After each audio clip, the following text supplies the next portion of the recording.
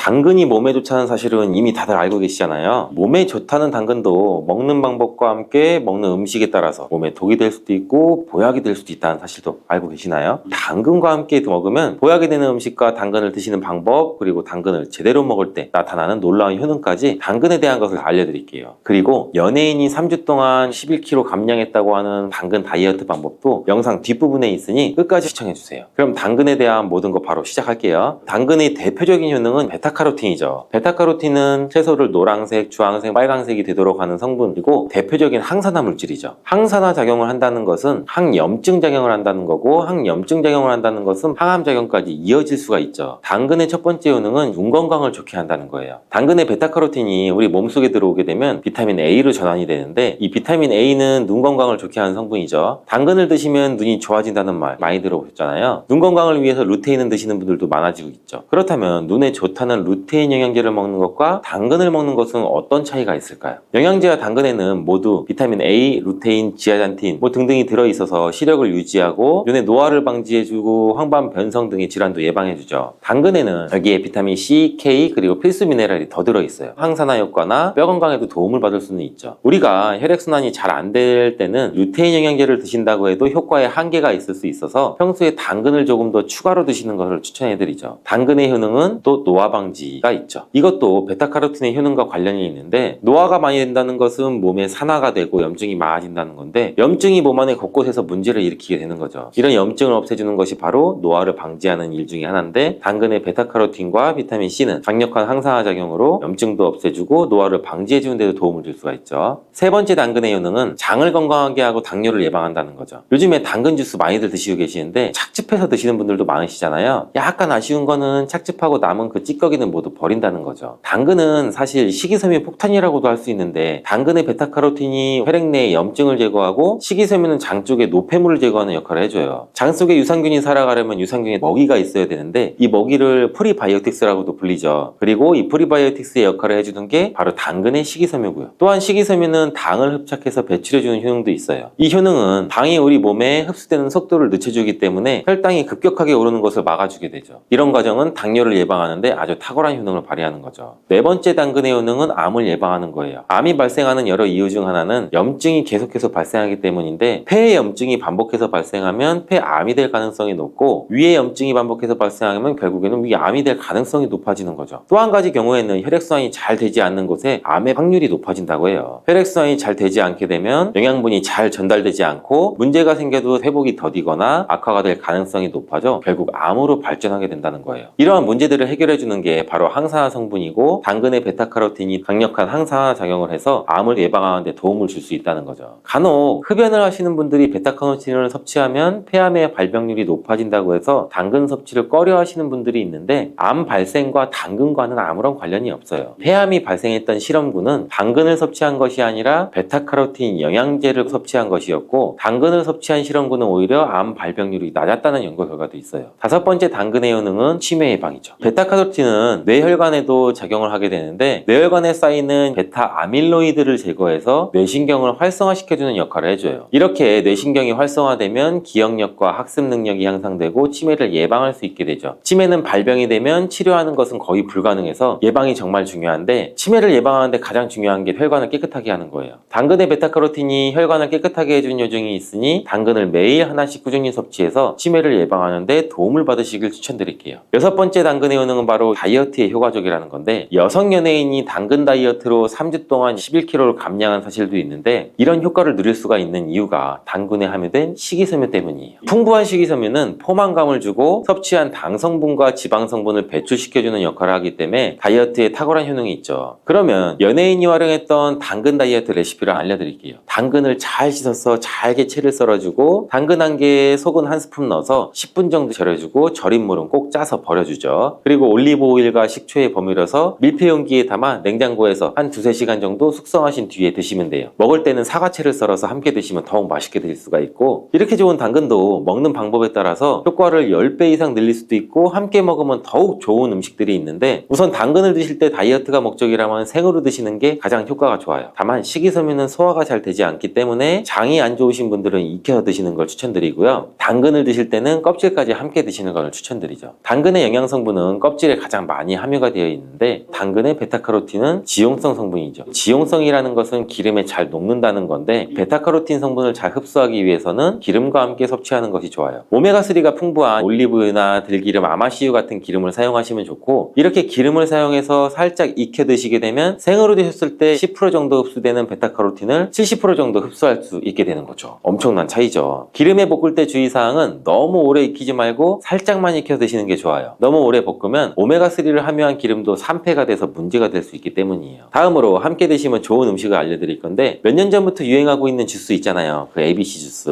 들어가는 재료는 사과, 비트, 당근이죠. 이 세 가지를 함께 갈아서 주스를 마시면 황사나 폭탄 주스를 마시게 되는 건데, 이 세 가지 중 BT의 효능이 혈관을 확장시켜주고 깨끗하게 해주는 역할을 해요. 풍부한 항산화 물질이 확장된 혈관을 따라서 온몸에 구석구석 공급돼서 혈관을 깨끗하게 하고 염증을 제거해서 각종 질병에도 예방할 수 있게 도움을 줄 수가 있죠. 다만 BT에는 옥살산이 함유가 되어 있기 때문에 신장 결석을 유발할 수 있기 때문에 신장이 약하신 분들은 약간의 주의가 필요하고, 그래서 요즘엔 이 비트를 빼고 사과, 양배추, 당근 이렇게 세 가지를 넣은 ACC 주스가 또 유행하죠. 양배추는 우리 몸에 진액을 보충해줘서 점막을 촉촉하게 해주는 효능이 있어서 외부로부터 들어오는 바이러스와 이물질을 배충시켜주는데 탁월한 효능이 있죠. 그리고 항암 효과도 극대화시킬 수 있는 음식도 알려드릴게요. 바로 브로콜리와 단호박을 당근과 함께 드시면 돼요. 세 가지를 생으로 드시는 것보다 찜기에 쪄서 드시면 흡수율을 훨씬 높일 수 있고요. 올리브오일과 약간의 소금을 넣고 물과 함께 섞어 드시면 맛도 좋고 또 건강에도 좋은 강력한 항암 주스도 드실 수가 있겠죠.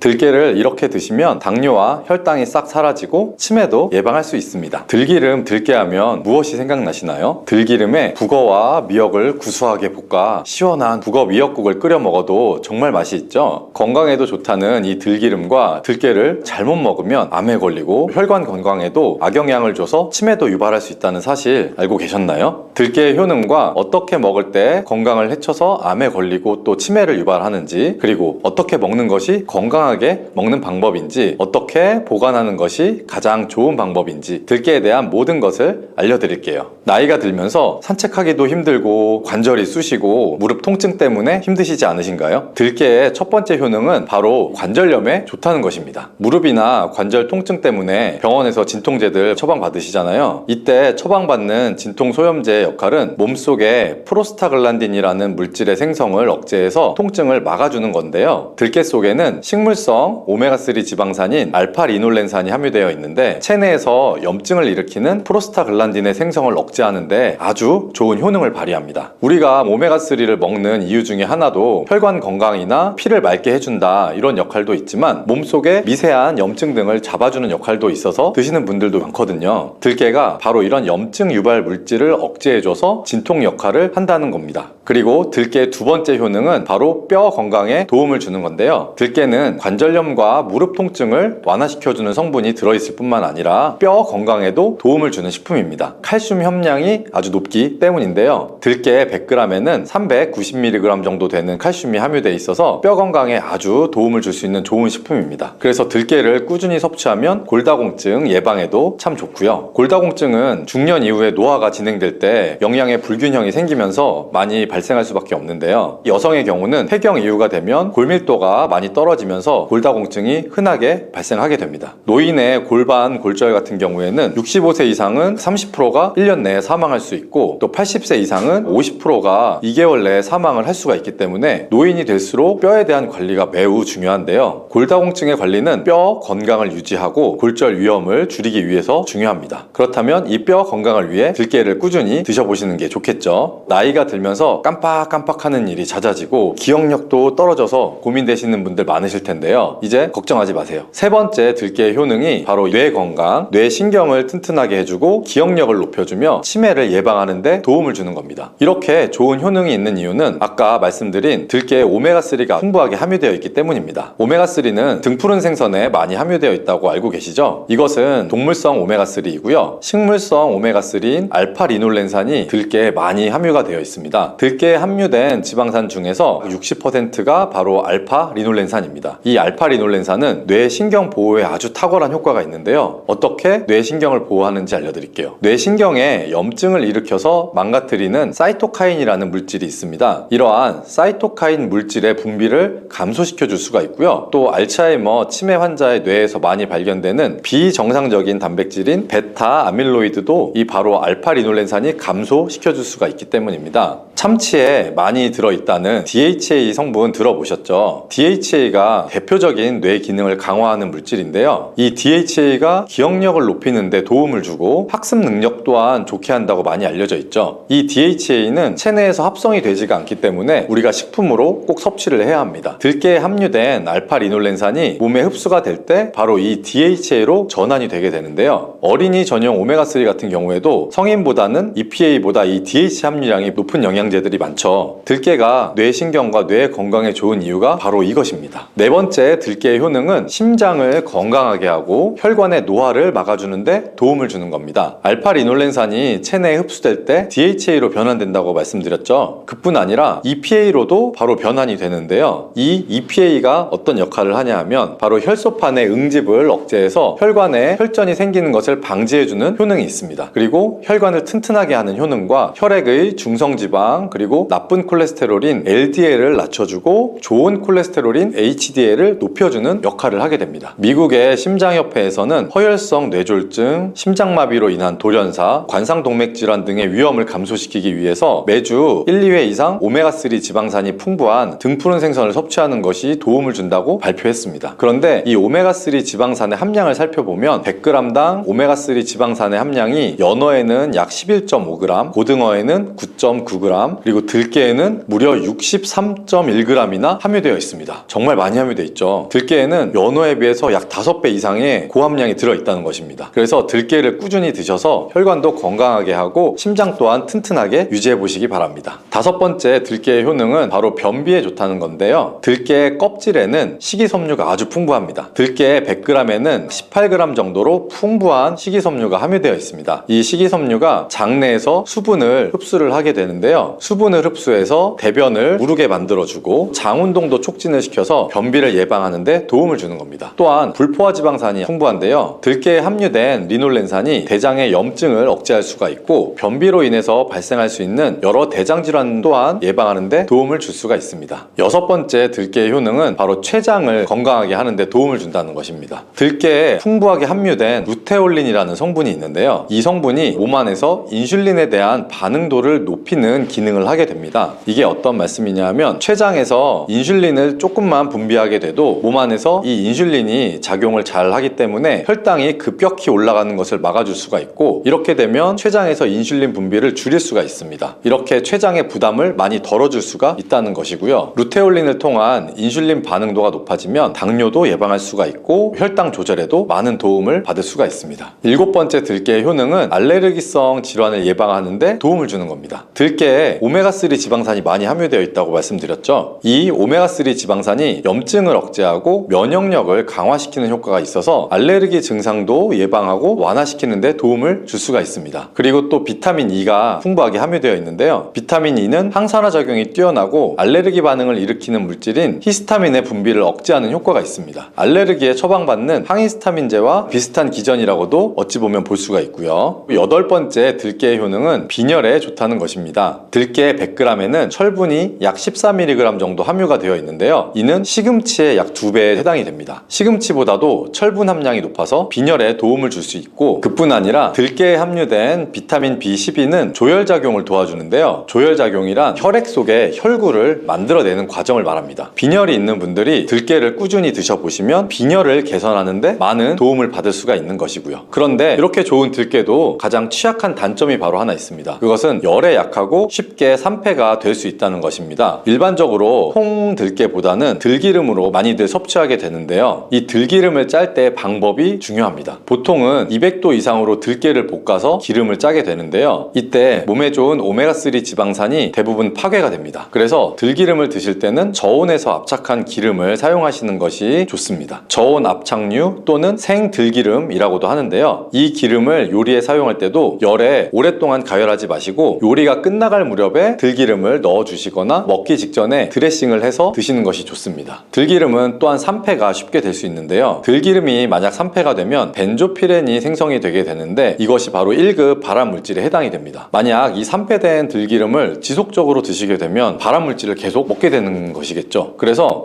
들기름의 사용기한을 지켜주는 것이 좋은데요. 보통은 2달 이내로 빨리 드시면 가장 좋고요. 만약 개봉을 하셨다면 1달 이내에 소비하는 것을 권장해 드립니다. 보관하는 방법도 중요한데요. 신문지나 검은 비닐 등으로 감싸서 빛을 차단하고 밀봉해 준 상태에서 반드시 냉장 보관하시는 것이 좋습니다. 실온에 두면 들기름의 산패는 급속히 진행이 될 수가 있습니다. 그런데 이 들기름을 오래 보관할 수 있는 방법도 있는데요. 그것은 참기름과 섞어서 보관하는 것입니다. 참기름에는 비타민 E와 세사몰이라는 성분이 있는데요. 이 성분이 산패를 막아주는 데 도움을 줍니다. 이 세사몰이라는 성분은 참기름을 고온에서 볶거나 기름을 짜는 과정에서 생성되는 물질인데요. 이 때문에 다른 기름에 비해서 참기름이 산패가 느리고 지속성이 좋은 것이죠. 그래서 들기름과 참기름을 7:3 또는 8:2 정도로 섞어서 보관하시면 조금 더 오래 보관하실 수가 있습니다. 그런데 들깨를 기름으로 드시게 되면 들깨의 껍질은 섭취할 수가 없는데요. 들깨 껍질에는 몸에 좋은 식이섬유와 대표적인 항산화 물질인 폴리페놀 성분들이 많이 들어 있습니다. 그래서 들깨를 제대로 드시려면 들기름보다도 통들깨 자체로 드시는 것이 좋습니다. 마트에 가면 통들깨보다는 들깨 가루를 많이 판매하는데요. 들깨 가루는 산패가 빨리 될 수 있기 때문에 통들깨를 구매해서 드셔보시길 바랍니다. 통들깨를 구매하시면 그 안에 작은 돌이라든지 이물질이 들어있어서 세척을 잘 해주셔야 하는데요. 세척하는 방법을 알려드릴게요. 먼저 들깨를 물에 담가서 씻어주시고요. 그리고 물 위에 뜨는 것들만 채로 걷어서 옮겨주시기 바랍니다. 이렇게 하면 바닥에 이물질만 남는데요. 이것을 버리고 또 물에 담가서 씻고 물 위에 뜨는 것만 채로 걷어서 옮겨주시면 됩니다. 이 작업을 3-4번 정도 반복해주면 되는데요. 이렇게 하면 통들깨를 깨끗하게 세척할 수가 있습니다. 깨끗하게 세척한 통들깨는 자연 건조 해주셔도 되긴 하지만 시간이 오래 걸리니까 팬에 담아서 약한 불로 건조시켜주거나 쉬운 방법은 전자레인지를 이용해 보셔도 됩니다. 전자레인지를 이용한 건조 방법을 알려드릴게요. 세척한 통들깨를 접시에 담아주시고요. 이렇게 해서 5분 정도 돌려주시고 상태를 한번 확인합니다. 아직 좀 건조가 덜 됐을 수 있는데요. 한 번에 오랜 시간 전자레인지에 돌리면 들깨가 탈 수 있기 때문에 이렇게 5분 정도씩 돌려가면서 상태를 한번 확인해 주시고 완전히 건조될 때까지 이 작업을 해주시면 됩니다. 완전히 건조된 통들깨는 그냥 스푼으로 떠서 드셔도 되고요. 먹을 만큼씩 믹서기에 갈아서 음식에 넣어서 드셔도 되고 통들깨 자체로 음식에 넣어서 드셔도 됩니다. 이렇게 하시면 들깨를 산패되지 않은 상태로 신선하고 건강하게 버리는 것 없이 드실 수 있습니다.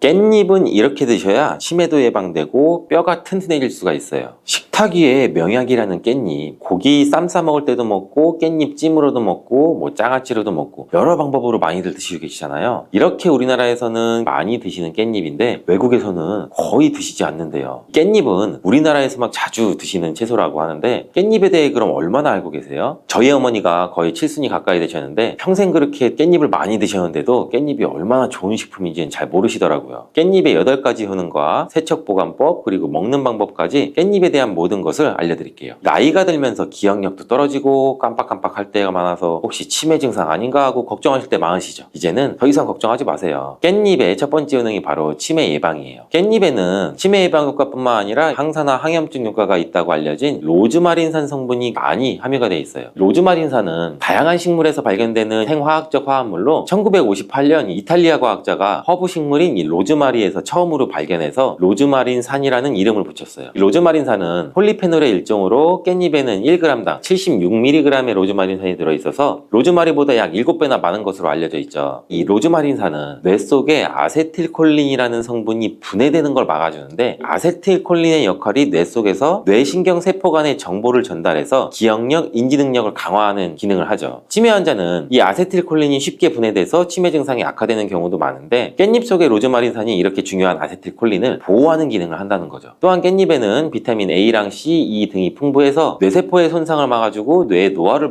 예방해주는 효과도 있어요. 그리고 깻잎에는 철분도 풍부해서 빈혈 예방 효과도 가지고 있고 뇌의 산소 공급을 더 원활하게 해주기 때문에 다방면으로 뇌의 건강에 도움을 받을 수가 있죠. 그래서 이런 깻잎의 섭취와 함께 부가적으로 치매 예방을 위해서는 규칙적인 운동과 균형 잡힌 식습관, 스트레스 관리 등이 함께 이루어지면 훨씬 더 좋은 효과를 발휘할 수가 있겠죠. 깻잎의 두 번째 효능은 바로 뼈 건강에 도움을 준다는 거예요. 보통 여성의 경우 폐경 이후에 골밀도가 감소해서 골다공증이 오는 확률이 많아지는데 이 골다공증을 예방하기 위해서 우리가 보통 칼슘제를 복용하고 필요한 경우에는 병원에서 처방약을 받아 복용을 하시게 되잖아요. 깻잎에는 이 칼슘이 굉장히 많이 들어있어요. 채소 중에 칼슘의 왕이라는 이 시금치보다도 무려 7배나 더 많이 들어있고 우유보다도 2배나 더 많은 칼슘을 가지고 있죠. 근데 이 칼슘은 몸의 흡수율이 낮기 때문에 칼슘 영양제를 드셔도 효과가 약한 경우도 있어요. 깻잎에 많이 들어있는 성분 중에 하나가 비타민 K예요. 이 비타민 K는 칼슘 대사에 관여하는 오스테오칼신이라는 단백질을 활성화시키는데 이 오스테오칼신은 혈관 속에 있는 칼슘이 뼈로 이동하는 것을 도와주기 때문에 조금 더 직접적으로 골밀도를 높이는 데 도움을 줄 수가 있겠죠. 이렇게 깻잎은 다방면으로 골다공증 예방에 큰 도움을 주는데 놀라운 효능이죠. 깻잎의 세 번째 효능은 바로 항암작용이에요. 깻잎은 강력한 항암작용 효과가 있는데 바로 깻잎에 들어있는 파이토케미컬이라는 성분들 때문이에요. 특히 루테올린, 퀘세틴 같은 성분들은 암세포가 증식하고 전이 되는 걸 억제하고 암세포가 자연스럽게 죽도록 자멸 기전을 유도하는 효과도 있어요. 또 항산화, 항염증 효과도 가지고 있어서 암세포가 발현되는 것을 초기부터 억제하는 효과도 갖고 있고요. 임상 연구에서 특히 이 파이토케미컬은 위암, 유방암 등에서 직접적으로 암세포의 성장과 증식을 억제하는 효과를 보여주었어요. 또 고유감에 있어서도 큰 억제 효과가 있는 것으로 보고가 되었죠. 이렇게 항암작용이 있는 깻잎 꼭 기억하시고 암 예방에도 많은 도움을 받으시길 바라고요. 네 번째 깻잎의 효능은 눈 건강에 도움을 주는 거죠. 깻잎에는 루테인이 풍부하게 들어있어서 루테인은 눈의 망막에 축적이 되는 항산화제로서 자외선에 의해서 발생하는 활성산소를 제거해줘. 그래서 눈의 노화를 예방하고 시력을 유지시키는 데 반드시 필요한 거고 또 루테인은 눈의 황반을 구성하는 성분으로 황반 변성이나 백내장 같은 안구 질환을 예방하는 데도 필수적이죠. 또 이 깻잎에는 루테인 말고도 베타카로틴이 풍부한데 베타카로틴은 비타민 A의 전구체죠. 눈의 점막을 보호하고 야맹증을 예방해주고 항산화 작용과 함께 눈의 피로 해소에도 도움이 되고 이렇게 깻잎이 눈의 노화 방지와 기능 유지에 큰 도움을 준다는 점 꼭 기억하시면 좋겠죠. 다섯 번째 깻잎의 효능은 바로 소화기능 촉진이에요. 깻잎 100g에는 식이섬유가 약 4g이나 들어있는데 이 풍부한 식이섬유는 장 운동을 촉진하고 변비를 예방할 뿐 아니라 소화기능을 돕는 데 큰 역할을 하죠. 또한 깻잎의 이런 효능은 음식물을 빨리빨리 움직이게 해서 장에서 오래 머물지 않게 해요. 음식물이 장에 오래 머물게 되면 들어보신 적이 있을 수도 있는데 담적병이라는 것이 생길 수가 있죠. 담적 독소가 생기면서 전반적인 소화장애나 팽만감, 통증 등이 유발되고 위장관의 순환을 저해하는데 깻잎의 식이섬유들은 이 담적병을 예방하는 데 도움을 줄 수가 있죠. 여섯 번째 깻잎의 효능은 강력한 항균 기능이죠. 여러분 이 깻잎에는 그 특유의 향이 있잖아요. 이 특유의 향을 나타내는 것은 페릴알데하이드랑 페릴케톤 등의 성분 때문인데 바로 이 성분들이 세균과 바이러스를 억제하는 향균 작용을 나타내요. 또한 깻잎에 많이 함유된 로즈마린산도 강력한 항균 작용을 하는데 이 때문에 다양한 감염을 예방하는 효과를 갖고 있어서 몸의 건강을 유지할 수가 있죠. 마지막 일곱 번째 깻잎의 효능은 면역력 강화와 조절이에요. 대표적인 항산화 물질인 베타카로틴이 깻잎에 풍부해서 면역력을 높여주고 또한 깻잎에는 비타민 A, C가 풍부한데 이 비타민들은 백혈구의 활성화를 도와주죠. 그리고 앞에서 얘기했던 루테올린과 퀘세틴 성분은 이 염증 매개체의 분비 및 히스타민의 방출을 억제해서 면역계가 과활성화되면서 나타나는 콧물이나 재채기, 가렴 이런 알러지 증상 등을 완화시킬 수가 있죠. 이렇게 좋은 효능이 많은 깻잎도 드실 때 주의하셔야 할 분들이 있어요. 깻잎에는 다른 좋은 성분들과 함께 칼륨 또한 함유량이 높기 때문에 신장이 약하신 분들이 깻잎을 많이 드시면 신장에 무리를 줄 수가 있으니 과다하게 섭취하는 것을 피하길 바라고 비타민 또 K가 풍부하다고 했잖아요. 이 비타민 K는 혈액을 응고시키는 효과가 있어요. 그래서 처방으로 혈전 용해제를 복용하시는 분들이 깻잎을 많이 드시면 약의 효과도 떨어질 수가 있기 때문에 일상적으로 가볍게 드시는 정도는 무리가 없지만 과하게 드시는 거는 피하는 게 좋겠죠. 또 하나의 주의사항이 있는데 그것은 바로 잔류농약이죠. 국립농산물품질관리원에서 조사를 했는데 잔류농약 수치가 깻잎, 상추, 부추 순으로 깻잎이 제일 많았대요. 그 이유가 있는데 깻잎 뒷면에 보시면 까칠까칠한 잔털들이 많이 있잖아요. 이 잔털 때문에 농약뿐 아니라 다른 이물질, 애벌레, 벌레알 등이 잘 달라붙어 있대요. 그래서 깻잎은 특히 세척이 아주 중요한데 세척하는 방법도 알려드릴게요. 깻잎은 흐르는 물에만 씻으면 절대 안 돼요. 깻잎의 상한 부분이나 검게 변한 꼭지 부분을 잘라주고 물에 푹 담가주시는 게 좋아요. 그리고 식초를 조금 넣고 5분 정도 기다려주세요. 그 후에는 깻잎 한 장 한 장씩 떼서 흐르는 물에 앞뒷면을 잘 씻어주시면 돼요. 뭐 세척이 그렇게 어렵진 않죠. 깻잎은 또한 금방 검게 돼서 보관을 보관하기 약간 어려운 채소인데 보관법도 바로 알려드릴게요. 깻잎은 낮은 온도에 약하고 보관할 때도 수분이 없으면 금방 시들어 버리거든요. 오래 보관할 수 있는 방법은 깻잎을 깨끗이 씻고 물기를 너무 탈탈 털지 마시고 혹시나 너무 탈탈 터셨다면 지퍼백 안에 물을 살짝 넣으시면 돼요. 깻잎의 꼭지를 아래로 향하게 해서 넣어주시고 그러면 아래쪽에 고인 물에 깻잎의 꼭지가 살짝 잠겨 물을 흡수하게 되면 금방 시들지 않아요. 그리고 냉장고에 문짝에 세워서 보관해 주시면 되죠. 냉장고 안쪽은 온도가 상대적으로 낮아 깻잎이 쉽게 상할 수가 있어서 바깥쪽인 문에 보관하시면 되는 거예요. 깻잎도 드시는 방법이 중요한데 생으로 먹을 때도 물론 좋은데 찜으로 먹을 때 영양소의 흡수를 더욱 많이 할 수가 있어요. 간단하면서도 맛도 좋고 영양도 좋은 깻잎찜 만드는 방법도 알려드릴게요. 우선 잘 씻은 깻잎을 준비하시고 양념장을 만들어요. 양념장은 고춧가루 1스푼, 간장 1스푼, 물 5스푼, 다시마 육수가 있다면 더욱 좋겠죠. 그리고 설탕 1스푼, 매실청 1스푼, 들기름 2스푼을 넣어주고 양파 반 개를 잘 다져서 양념장에 넣어주신 다음 섞어주면 되죠. 들기름을 사용하게 되면 향도 좋을 뿐 아니라 들기름에는 항염증에 효과가 좋은 이 감마 리놀렌산이 풍부해서 아토피나 피부 건조증에도 많은 도움을 줄 수가 있죠. 그리고 깻잎과 들기름을 같이 조리를 하면 깻잎의 풍부한 항산화 성분인 베타카로틴의 흡수율도 높을 수 있는 효과도 있어요. 오늘 알려드릴 깻잎찜은 불을 사용하지 않고 전자레인지를 이용할 건데요. 전자레인지 용기에 깻잎을 넣고 양념장을 잘 묻혀줘요. 또 깻잎을 넣고 양념장을 묻혀주시고 겹겹이 깻잎을 잘 넣은 다음에 랩으로 잘 덮어주시고 숨구멍을 뚫어주죠. 그리고 전자레인지에 넣고 2분 정도 돌려주면 끝이에요. 정말 간단하죠. 두 번째 깻잎을 드시는 방법은 깻잎 두부 계란전이에요. 먼저 잘 씻은 깻잎을 채 썰어주시고 두부 밥모를 면포에 걸러 물기를 짜주죠. 여기에 계란 2개를 넣어주시고 약간의 소금으로 간을 하시면 돼요. 잘 섞어서 그리고 반죽을 한 다음에 팬에다가 잘 붙여주시면 되는데 이렇게 같이 드시는 이유가 있어요. 첫 번째는 깻잎을 계란과 함께 드시면 치매 예방 효과도 나타날 수가 있고 깻잎의 로즈마린산이 아세틸콜린에 분해되는 것을 막아준다고 했잖아요. 계란 노른자 속에 풍부한 콜린이 바로 이 아세틸콜린의 양을 증가시켜 인지 능력 저하, 기억력 개선을 도와줄 수가 있죠. 그리고 두 번째, 두부에는 비타민 D의 함량이 풍부하기 때문에 두부 100g에는 하루에 섭취해야 되는 비타민 D의 양이 약 40배나 많은 비타민 D가 들어있어요. 깻잎의 풍부한 칼슘이 두부의 비타민 D와 만나 흡수율이 좋아지게 되죠. 이렇게 깻잎을 계란 두부와 함께 드시면 치매 예방과 골다공증 예방에 아주 좋은 음식이 되겠죠. 간단하고 영양이 풍부한 깻잎 두부 계란전 꼭 한번 해 드셔 보시기를 바라요.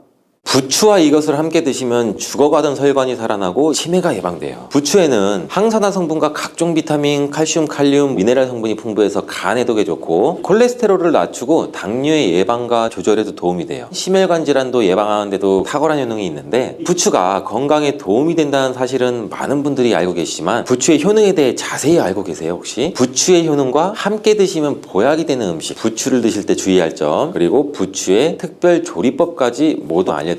같이 드시면 좋은 음식 첫 번째는 두부예요. 두부는 기본적으로 단백질이 풍부해서 리놀렌산이나 레시틴, 피토스테롤 등의 성분이 풍부해서 몸 안의 콜레스테롤 수치를 낮춰주고 혈액순환도 원활하게 해서 동맥경화나 심근경색, 뇌출혈 등의 심혈관 질환도 예방할 수가 있어요. 그리고 두부는 체력과 근력을 유지하는 데도 큰 도움을 주는데 바로 두부에 풍부한 단백질 때문이죠. 근육은 매일 일정량이 새로운 근육으로 대체되기 때문에 매일 단백질을 공급해줘야 되는데 우리 몸에 단백질을 공급 위해서 정말 유용한 음식이 두부죠. 또한 두부에는 콜린이라는 성분도 풍부해요. 콜린은 알츠하이머성 치매를 예방하는 데도 탁월한 효능을 발휘하는데 그리고 두부는 또 건강하게 장수하는 데도 도움을 줄 수 있죠. 많은 과학자들의 연구 결과 건강하게 장수한 사람들의 특징이 식물성 단백질을 꾸준히 섭취했다는 사실을 발견했고 동물성 단백질을 식물성 단백질로 바꿔 섭취했을 때 사망의 위험성도 낮아진다는 연구 결과도 있어요. 이러한 두부가 부추와 만나게 되면 심혈관 질환을 예방하는 데 시너지 효과가 나오게 돼요. 부추에 풍부한 황화 아릴 성분이 혈관 내의 노폐물을 제거해주고 나쁜 콜레스테롤도 녹여주는 효과가 있는데 그렇게 되면 혈액은 깨끗해지고 혈액순환이 원활하게 돼서 심혈관 질환도 예방할 수가 있겠죠. 그리고 부추에는 칼륨이 풍부한데 칼륨은 혈관 내에 나트륨을 배출해주는 작용도 해요. 나트륨의 농도가 높아지면 고혈압이 발생하고 증세가 심해지면 치매까지 유발할 수가 있는데 부추의 칼륨이 나트륨을 배출해줘서 혈관의 문제를 미리미리 예방해서 고혈압뿐 아니라 혈관성 치매까지 예방하는 효과를 누릴 수가 있죠. 문제는 부추를 먹어 이렇게 혈액순환이 좋아진다 해도 혈관 내에 호모시스테인이라는 성분은 부추를 드시는 것으로는 해결이 안 돼요. 호모시스테인은 몸에서 메티오닌이 대사되는 과정에서 생성되는 아미노산이에요. 호모시스테인이 혈관에 쌓이게 되면 혈관을 손상시키고 혈액 응고를 촉진하고 심혈관 질환이 급증할 수가 있죠. 근데 이때 두부를 함께 드시게 되면 혈관 내 호모시스테인을 제거하는 데 놀라운 효과를 볼 수 있는데 바로 두부에 풍부한 엽산이 호모시스테인을 몸 밖으로 배출시키는 데 탁월하기 때문이에요. 이 엽산이 호모시스테인을 다시 메티오닌으로 전환시켜서 독성을 완화시킬 수가 있어요. 앞에 말씀드렸다시피 두부에 단백질이 풍부하다는 사실은 알고 계실 거예요. 근데 단백질의 양이 고기보다 훨씬 많다는 사실은 모르셨죠? 나이가 들수록 고기 소화가 잘 안 돼서 안 드시게 되는 분들이 은근히 많이 계세요. 그리고 우리나라 성인들의 단백질 섭취량이 부족하다는 통계 자료도 있는데 두부를 드시게 되면 부족한 단백질을 충분히 보충해줘서 근육을 튼튼하게 하는데 도움이 되고 이는 관절염과 통증도 예방하는 데도 도움을 줄 수가 있겠죠. 그리고 두부에는 이소플라본이라는 성분이 많이 들어있는데 이 이소플라본은 칼슘의 흡수를 도와주고 뼈에서 칼슘이 빠져나가는 증상까지 막아주는 효능도 있어요. 이런 효능으로 노년기 골다공증을 예방하는 데 큰 역할을 해줄 수가 있죠. 다만 이런 두부는 찬 성질을 가지고 있어서 몸이 찬 분들이 드시면 소화가 잘 안 될 수가 있어요. 부추와 함께 드시면 이런 문제를 해결할 수가 있는데 부추는 따뜻한 성질을 가지고 있기 때문에 두부의 찬 성질을 중화시켜 줄 수가 있겠죠. 그럼 두부와 부추를 함께 드시는 방법을 알려드릴게요. 먼저 두부를 면포에 담아서 물기를 빼줘서 으깨주세요. 으깬 두부와 잘게 썬 부추에 계란을 넣어서 반죽을 해주고 잘 달궈진 팬에 기름을 넣어주시는데 이때 기름은 오메가3가 풍부한 올리브유나 들기름을 사용해주시고 반죽을 넣고 잘 부쳐주면 두부 부추전이 완성되겠죠. 두 번째 부추와 함께 드시면 보약이 되는 음식은 사과예요. 부추를 사과와 함께 드시게 되면 사과에 풍부한 항산화 물질들이 혈관을 보호하고 유기산이 우리 몸의 신진대사를 촉진해줘서 우리 몸속에 생성되는 발암 물질들을 몸 밖으로 빠르게 배출시켜주죠. 부추의 효능 중 가장 중요한 것 중에 하나가 바로 항암 효과인데 부추에 있는 다양한 영양 성분과 식이섬유, 항산화 물질들 덕분이에요. 부추는 비타민 A, 비타민 C와 같은 항산화 물질이 풍부한데 이 항산화 물질들은 세포를 손상시키고 염증을 유발하고 노화를 촉진하는 활성산소를 제거해주는 역할도 해주고 암세포의 활성 억제하는 효능도 있어요. 특히 비타민 A는 면역 체계를 강화시켜줘서 우리 몸이 암세포와 싸워서 이길 수 있는 힘을 높여주는 역할도 하는 거죠. 세포를 손상시키는 주범에는 프리라디칼 물질이 있는데 이 자유라디칼이 체내 농도가 높아지게 되면 암세포의 발생이 급격히 올라가게 돼요. 이런 나쁜 물질을 이 부추의 비타민 C와 E가 제거해줘서 암을 예방하는 데 효과가 있다는 거죠. 부추와 사과에는 수용성 식이섬유가 많이 들어있는데 이 식이섬유는 소화 기능을 건강하게 유지할 뿐 아니라 특히 대장암 같은 소화계통의 암을 예방하는 데 큰 도움을 줘요. 그리고 식이섬유가 풍부한 부추와 사과는 혈당 관리에 도움을 줘서 당뇨를 예방하고 개선하는 데 큰 역할을 하죠. 식이섬유는 혈관 내에 콜레스테롤을 배출하는 데 도움을 주고 당 성분이 장에서 천천히 흡수되도록 해줘서 혈당이 급격하게 오르는 것을 방지해줘요. 이렇게 되면 췌장에서 인슐린이 분비하는 데 충분한 시간을 벌어줘서 췌장이 혹사되는 것도 예방해 줄 수 있죠. 그럼 부추와 사과는 어떻게 드시면 좋을까요? 먼저 각종 채소로 샐러드를 만들어 드실 때 부추와 사과를 채를 썰어 넣어 함께 드셔도 정말 맛있게 드실 수가 있는데 그리고 부추와 사과를 함께 갈아서 주스로 만들어 드셔도 돼요. 만드는 방법도 간단해요. 먼저 잘 씻은 부추를 적당한 크기로 잘라주시고 사과도 가운데 씨를 빼고 적당하게 잘라주죠. 믹서기에 넣고 물 1컵, 올리브 오일 1스푼 넣어주죠. 올리브 오일을 넣으면 부추의 영양성분 흡수율을 몇 배나 올려줄 수 있어요. 이렇게 넣고 갈아주기만 하면 부추 사과 주스 완성이에요. 세 번째, 부추와 함께 드시면 보약이 되는 음식은 돼지고기죠. 부추의 강력한 생명력은 지친 간을 되살리는데도 그 효능이 뛰어나서 간에 쌓인 독소를 제거하는 데도 효과적인데 부추에 함유된 베타카로틴과 클로로필은 간세포를 보호하고 간의 재생을 촉진해주는 역할을 하죠. 그리고 부추에 함유된 사포닌 성분은 지방간을 예방하고 간의 부담을 덜어주는데 많은 도움을 줄 수가 있어요. 또한 황화알레리라는 성분이 풍부한데 이 성분은 간의 면역력을 강화해주고 간의 여러 질환을 예방해주는 효능이 있죠. 여러분 혹시 글루타치온이라는 영양제 들어보셨죠? 부추에는 체내에서 이 글루타치온을 합성할 때 필요한 황화합물이 풍부해서 간의 해독작용을 높여줄 수가 있어요. 이때 돼지고기를 부추와 함께 드시면 우리 몸에 보약이 되는데 부추의 알리신 성분이 돼지고기의 비타민 B1의 흡수율을 높여줘요. 또한 부추의 따뜻한 성질이 돼지고기의 찬 성질을 보완해주고 소화가 잘 되도록 도와주고 위장 건강에도 도움을 주죠. 그리고 영양학적으로 서로 보완이 돼서 균형 잡힌 식사가 될 뿐 아니라 혈액순환 개선, 면역력 강화, 피로해소, 에너지 증진, 항암 효과 등 더 효과적으로 얻을 수가 있겠죠. 그렇다면 부추와 돼지고기는 어떻게 드시면 될까요? 돼지고기 수육을 부추와 함께 쌈을 싸서 드셔도 좋은데 반찬으로 만들어 먹을 수 있는 방법을 알려드릴게요. 바로 돼지고기 부추볶음인데 먼저 이 부추를 적당한 크기로 잘라 준비해 주시고 돼지고기는 길쭉하고 얇게 썰어주죠. 잘 달궈진 팬에 올리브유를 한 바퀴 둘러주시고 부추와 돼지고기를 한 번에 넣고 볶아줘요. 이때 대파와 다진 마늘을 넣어주시고 간장으로 간을 해주면 돼요. 다 볶아진 후에 들기름을 살짝 곁들여 주시면 고소함이 폭발할 뿐 아니라 영양도 만점인 보약 반찬이 되죠. 참고로 돼지고기 대신 오리고기를 사용해도 훌륭한 요리가 되죠. 네 번째, 부추와 함께 드시면 보약이 되는 음식은 브로콜리예요. 브로콜리는 세계 10대 슈퍼푸드 중 하나로 선정된 만큼 건강에 좋은 채소인데 브로콜리에는 항산화 물질인 비타민 E, 베타카로틴, 비타민 C 등등 풍부하게 함유가 되어 있고 혈관 혈관 속의 활성산소를 제거해서 세포의 노화를 방지하는 효과도 있죠. 그리고 설포라판이라는 항암 성분도 풍부해서 암세포의 성장을 억제하고 암 예방에도 효과적인 놀라운 식물이죠. 또한 비타민 A가 풍부해서 눈 건강에도 아주 좋은 효능을 발휘하는데 이 비타민 A는 부추에도 풍부해요. 함께 드실 때 시너지 효과를 누릴 수가 있겠죠. 비타민 A는 로놉신의 합성을 도와서 야맹증을 예방해주고 눈의 점막을 만들어내는 효능이 있어 안구건조증을 예방하고 눈시림 증상도 완화시켜줄 수 있어요. 비타민 C는 활성산소를 제거해서 안구세포를 보호해주고 눈의 혈관을 건강하게 유지시켜줘서 망막이 손상되는 것을 막아줘요. 이런 효능으로 눈이 충혈되는 것과 통증을 완화시킬 수가 있겠죠. 눈질환 중에 황반변성은 노인의 실명원이 1위로 매우 위험한 질병인데 부추와 브로콜리에 풍부하게 들어있는 비타민 E가 예방해줄 수가 있어요. 황반변성은 안구의 급격한 노화로 인해 발생되는데 비타민 E가 노화를 막아주는 효능이 있어요. 황반변성을 예방하는 데도 도움을 줄 수가 있죠. 이 비타민 E는 비타민 C, A와 함께 섭취할 때 우리 몸에서의 흡수율이 올라가는데 그렇기 때문에 부추와 브로콜리를 함께 드시면 눈을 건강하게 하는데 높은 시너지 효과를 가질 수가 있어요. 그렇다면 부추와 브로콜리는 과연 어떻게 드실 수 있을까요? 지금 바로 함께 먹는 특급 조리 방법 알려드릴게요. 잘 씻은 부추를 적당한 크기로 잘라 준비하고 브로콜리는 송이를 나눠 끓는 물에 부추와 함께 살짝 데쳐주죠. 데친 부추와 브로콜리는 찬물에 헹군 뒤 물기를 제거해주고 간장, 식초, 설탕, 다진 마늘, 참기름을 섞어서 양념장을 만들어줘서 부추와 브로콜리를 골고루 묻혀줘요. 마지막으로 통깨를 뿌려주면 맛있는 부추 브로콜리 무침 완성이죠. 이렇게 몸에 좋은 부추도 주의할 사항이 있어요. 돼지고기와 함께 드실 때는 좋지만 소고기와 함께는 드시지 않는 게 좋아요. 소고기는 부추와 비슷하게 따뜻한 성질을 가지고 있는데 부추와 함께 드시게 되면 이 뜨거운 성질이 강화돼서 위와 장 등의 소화기관에 강한 자극을 줄 수 있게 돼요. 소화불량을 일으킬 수 있고 복통이나 설사를 일으킬 수가 있어요. 너무 과하게 드시게 되면 그 열로 인해 두통과 불면증까지 오는 경우도 있습니다. 그리고 신장 기능이 약하신 분들도 부추를 드실 때 주의하시는 게 좋아요. 그 이유는 부추에 풍부한 칼륨 때문인데 칼륨이 몸속에 나트륨을 배출해주는 효능이 있지만 신장이 약하신 분들이 부추를 과하게 드시게 되면 많은 양의 칼륨이 몸에 들어오게 되고 약한 신장이 칼륨을 몸 밖으로 잘 배출해주지 못하게 돼요. 그렇게 되면 고칼륨 열증이 나타날 수가 있고 근육이 약화될 수가 있고 심장 박동이 불규칙해질 수 있고 심하면 호흡곤란도 초래하기도 하죠. 따라서 신장 질환이 있으신 분들은 몸 상태를 보시면서 소량씩 드시는 게 좋겠습니다.